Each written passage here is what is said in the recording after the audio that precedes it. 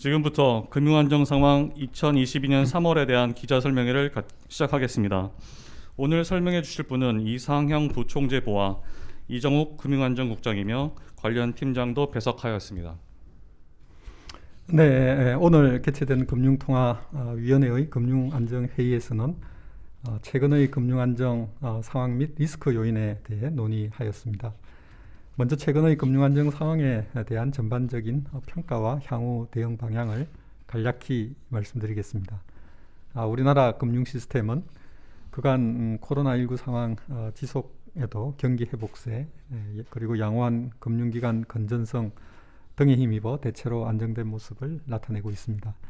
대외 여건 불안 등으로 금융시장 변동성이 확대되었으나 금융기관의 손실 흡수 능력, 외환 부분의 지급 능력 등 금융 시스템의 복원력은 양호한 것으로 평가됩니다. 다만 민간 부채 누정, 코로나19 금융 지원 지속 등으로 대출 부실 위험이 이연 누적되는 등 중장기적인 관점에서의 금융 시스템 내 잠재 취약성이 여전히 높은 가운데 국내 금융 안정 상황에 부정적 영향을 미칠 수 있는 대내외 금융 경제 여건의 불확실성이 가중되고 있습니다. 우크라이나 사태, 주요국 통화정책 정상화 가속 등으로 금융 외환시장의 변동성이 확대되고 금융기관의 자금 조달 운용 여건이 악화될 위험이 있습니다. 아울러 대내외 충격 발생 시 상환 능력이 낮은 취약 부문의 신용 위험이 현지화될 가능성도 있습니다. 따라서 앞으로 금융 불균형 완화를 위한 정책 대응을 지속적으로 추진하되 취약 부문에 대한 선별적 지원 노력을 병행할 필요가 있는 것으로 판단됩니다. 아울러 취약 부문의 잠재 부실 위험 현실화, 금융시장 변동성 확대 가능성 등에 대비하여 금융기관의 위기 대응 능력을 보강할 필요가 있겠습니다. 그럼 보다 자세한 부문별 금융안정 상황 및 복원력 등에 대해서는 이정욱 금융안전국장이 설명드리도록 하겠습니다. 최근 금융안정 상황을 부문별로 살펴보면 가계 신용은 대출 규제 강화, 금리 상승 등으로 증가세가 둔화되고 있으나 명목 GDP 대비로는 여전히 높은 수준을 나타내고 있으며 기업 신용은 코로나19 금융지원이 이어지는 가운데 금융기관의 기업대출 영업 강화, 시설자금 수요 등으로 증가세가 확대되고 있습니다. 가계부채의 건전성은 연체율과 취약차주 비중이 하락세를 보이는 등 대체로 양호한 상황이며 기업의 재무 건전성은 경기 회복에 따른 매출 증가 등에 힘입어 개선되고 있습니다. 자산시장의 경우 신용 스프레드가 신용증권 매수 심리 위축 등으로 확대되었으며 주가는 우크라이나 사태, 주요국 통화정책 정상화 가속 우려 등 대내외 여건 불확실성 증대로 큰 폭 조정되었습니다. 주택시장은 매매 가격 및 전월세 가격 모두 상승세가 둔화되었으나 소득에 비해 높은 주택가격 수준이 유지되고 있습니다. 금융기관의 자산 건전성은 경기 회복, 금융지원 완화 조치 연장 등에 힘입어 양호한 상태를 지속하고 수익성도 대출 자산 증가, 대손 비용 감소 등으로 호조를 나타내고 있습니다. 한편 지난해 이후 외국인 증권 투자 자금은 채권 자금을 중심으로 순유입되었으나 주식 자금은 금융시장 변동성이 확대되면서 순유출을 기록하였습니다. 금융 시스템의 복원력을 살펴보면 금융기관의 복원력은 모든 업권에서 자본 적정성 및 유동성 비율이 규제 수준을 상회하는 등 양호한 수준을 나타내고 있습니다.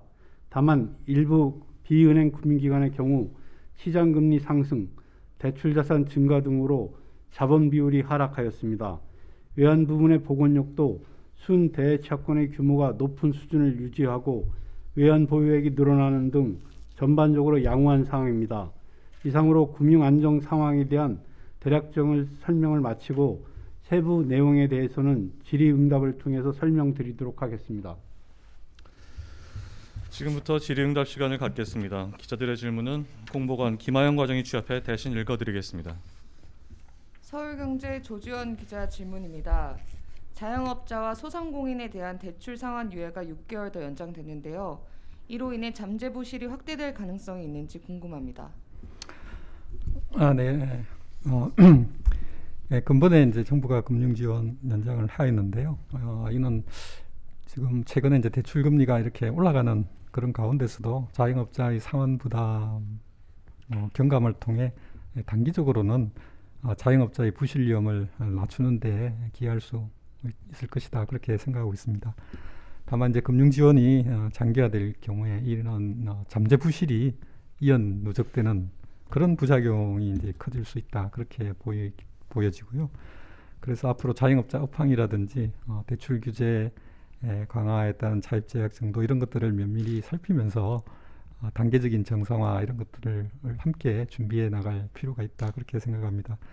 그리고 그런 잠재 부실 가능성에 대비하여 대면업종 자영업자 대출 비중이 높은 금융기관에 대해서는 대손 충당금을 충분히 적립하여 유예 조치 종료에 따른 어떤 충격에 대비해 나가는 그런 것도 필요하지 않을까 생각하고 있습니다. 이상입니다.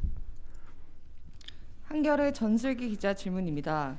차기 정권에서 총 부채 원리금 상환 비율인 DSR과 주택담보대출 비율인 LTV의 규제 완화 가능성이 나오고 있습니다. 아직 금융 불균형 위험이 남아있는 상황인데 관련된 리스크가 커질지 궁금합니다. 네, 뭐 그런 논의가 언론 보도 등을 통해서 듣고 있는데요. 그렇지만 아직 정부의 구체적인 운용 계획이 나와 있지 않은 상태라서 뭐 거기에 대해서 정확한 답변을 드리기는 어려울 것 같고요. 그래서 원론적으로만 말씀을 드리면 그간의 어떤 LTV, DSR 그런 어떤 거시건전성 정책들이 금융 불균형 누정을 완화하는데 기여해왔다, 그렇게 판단하고 있고요. 그리고 지금 뭐 최근 어떤 가계부채 증가세가 둔화되고 있긴 하지만 여전히 우리 금융 불균형이 여전히 누정되어 있는 상태인 것은 분명하고요. 그리고 우크라이나 사태라든지 미연준이 금리를 급속히 올리겠다는 그런 걸 예고해 놓은 그런 상태입니다. 대외 여건이 이제 이런 불확실한 상황인데요. 그래서 저희들은 금융 불균형 완화를 위한 정책 노력은 지속이 되어야 되겠다라는 생각이고요. 그렇지만 이제 이런 거시건전성 정책이라는 게 일종의 이제 규제 수단이다 보니까 그에 따른 이제 덕도 있지만 또 부작용도 있는 건 사실이고요.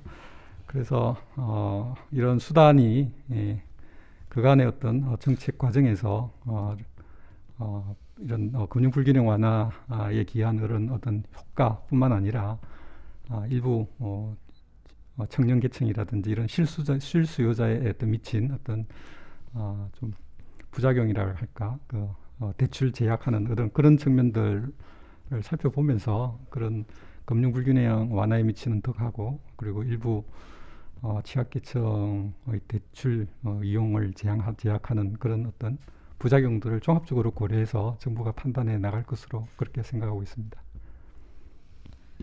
한겨레 전슬기 기자의 추가 질문입니다. 러시아가 4월 초 만기가 돌아오는 약 21억 달러 규모의 외화 표시 국채를 상환해야 하면서 디폴트 위험이 있는데요. 러시아의 디폴트가 실현될 경우 세계 경제와 우리 경제에 미칠 영향을 어떻게 파악하고 계시는지 궁금합니다. 네, 아직 어떻게 진행될지 이렇게 뭐 굉장히 좀 여러 가지 가능성이 있는 사항이라서 여기에 대해서도 저희가 뭐 정확한 답변을 드리기는 쉽지 않을 것 같은데요. 저희가 말씀드릴 수 있는 것은 러시아와 우리나라가 러시아에 갖고 있는 어떤 직접적인 익스포즈라든지, 그리고 러시아와 우리나라 간의 어떤 교육 규모 이런 것들이 크지 않기 때문에 우리나라에 미치는 어떤 직접적인 영향은 제한적일 것이다, 그렇게 보고 있습니다. 그렇지만 이제 러시아와 우크라이나 사태라든지 이제 또 이런 것들이 어떤 국제 금융 시장에 불안을 가져올 수 있고, 또 국제 원자재 가격을 크게 높이는 이제 요인도 될 수 있고, 그를 통해서 이제 국내 금융 시장의 국내 금융 시장이나 또 국내 실물 경제에 부정적인 영향을 줄 것으로 그렇게 보입니다. 그렇긴 하지만 현재로서는 그 정도가 어느 정도일지는 예단하기는 좀 어려운 상황입니다. 그래서 저희 한국은행은 앞으로 이런 러시아 우크라이나 사태의 상황 전개를 면밀히 지켜보면서 국내 금융경제에 미치는 영향을 계속 면밀히 점검해 나갈 예정입니다. 예, 그 보고서에 우리 그 대충격 확산에 따른 국내 금융기관의 취약성 점검 및 시사점 내용이 들어 있습니다.